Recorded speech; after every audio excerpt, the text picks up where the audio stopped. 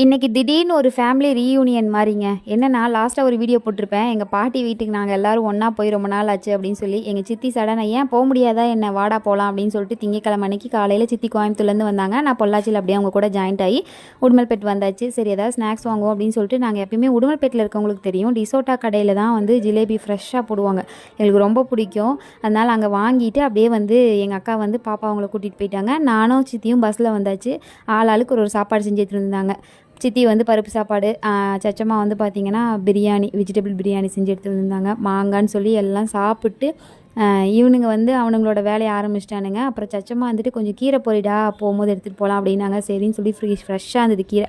எல்லாத்தையும் பொரிச்சிட்டு அப்படியே முன்னாடி பெரியம்மா ஒருத்தவங்க வந்து டீ கடை வச்சுருக்காங்க. அவங்க வீட்டில் வந்து டீயை குடிச்சிட்டு அப்படியே எல்லோரும் கிளம்பிட்டோம். கிளம்பும்போது கொஞ்சம் கஷ்டமாக தான் இருந்தது. இருந்தாலும் வந்து மறுபடியும் ஒன்றா தான் இருக்க போகிறோம் நாளைக்கு ஃபுல்லாக அப்படின்னு சொல்லிட்டு மனசு தேத்திட்டு எல்லோரும் கிளம்பியாச்சு. வீடியோ பிடிச்சா லைக் பண்ணி சப்ஸ்கிரைப் பண்ணுங்கள். தேங்க்ஸ் ஃபார் வாட்சிங்.